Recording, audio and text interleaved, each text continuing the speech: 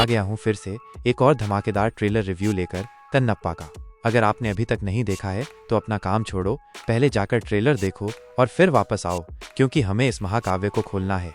ठीक है, आ गए वापस? बढ़िया, तो चलो शुरू करते हैं। सबसे पहले बात करते हैं विजुअल्स की। कन्नप्पा का ट्रेलर देखकर लगता है कि ये आंखों के लिए एक शानदार दावत होने वाली है। हम बात कर रहे हैं भव्य विशाल दृश्यों की, बड़े बड़े सेट्स की और एक ऐसे प्रोडक्शन वैल्यू की जो चिल्ला चिल्ला कर कह रहा है हमने कोई कसर नहीं छोड़ी। सच कहूँ तो इसका स्केल देखकर ही मेरे रोंगटे खड़े हो गए थे। ये सिर्फ एक फिल्म नहीं, ये एक अनुभव होने वाली है। और कहानी, हम बात कर रहे हैं कन्नप्पा की पौराणिक गाथा की, एक भयंकर शिकारी जो भगवान शिव के प्रति अपनी भक्ति को सबसे अनोखे और फ्रैंकली सबसे तीव्र तरीके से पाता है। ट्रेलर इस परिवर्तन को दर्शाने में शानदार काम करता है। एक खुरदुरे योद्धा से अटूट आस्था वाले व्यक्ति तक आप इस भावनात्मक यात्रा को स्क्रीन पर महसूस कर सकते हैं।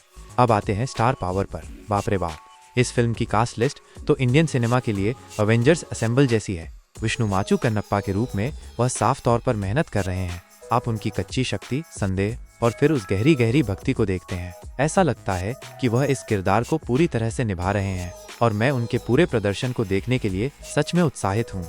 रुद्र के रूप में प्रभास, ठीक है, मुझे ये तो चिल्लाना ही था। हमारे डार्लिंग प्रभास बिल्कुल शाही और शक्तिशाली दिख रहे हैं। ट्रेलर में उनकी मौजूदगी बिजली जैसी है और ईमानदारी से कहूँ तो उनके लिए हिंदी डबिंग कमाल की थी। फैंस उनके इस रोल के लिए पागल होने वाले हैं। भगवान शिव के रूप में अक्षय कुमार, ये दिलचस्प है ना? OMG 2 के बाद कुछ लोग सोच रहे हैं अक्षय फिर से शिव का किरदार निभा रहे हैं, लेकिन ईमानदारी से कहूँ तो ट्रेलर में वो एक खास गंभीरता और शांत शक्ति लाते हैं जो बिल्कुल फिट बैठती है। वो दिव्य दिखते हैं। और मत भूलना, किराता के रूप में मोहनलाल और देवी पार्वती के रूप में काजल अग्रवाल की झलकियाँ। ये कास्ट भरी हुई है और ये कुछ अविश्वसनीय ऑन स्क्रीन केमिस्ट्री और शक्तिशाली प्रदर्शन का वादा करती है। स्टीफन देवासी का बैकग्राउंड स्कोर, ये हर शॉट, हर भावना को पूरी तरह से उभारता है और सचमुच ट्रेलर के भव्य एहसास में 4 चांद लगाता है। लेकिन, और मुझसे हमेशा एक लेकिन होता है, आप जानते हैं, थोड़ी देर के लिए असलियत पर आते हैं। जबकि इसका ज्यादातर हिस्सा शानदार दिखता है, कुछ ऐसे पल थे जहां ये थोड़ा सा, क्या कहूँ, वीडियो गेम जैसा लगा। मतलब बुरा नहीं, लेकिन शायद बाहुबली स्तर की वो परफेक्शन नहीं जिसकी हमें आदत हो गई है। लेकिन ये सिर्फ एक ट्रेलर है ना? उम्मीद है वे अभी भी कुछ चीज़ों को चमका रहे होंगे। इसके अलावा मेरे कुछ फॉलोअर्स को लगा कि ट्रेलर, खासकर हिंदी वाला, बहुत ज़्यादा ओवरवेलमिंग था, जिसमें बहुत कुछ भरा हुआ था। जैसे, क्या उन्होंने बहुत ज़्यादा प्लॉट पॉइंट्स दिखा दिए? क्या ये थोड़ा क्योटिक था? मैं उस बात को समझ सकता हूँ। कभी कभी कम ही ज़्यादा होता है, खासकर जब आप उत्सुकता बढ़ाने की कोशिश कर रहे हों।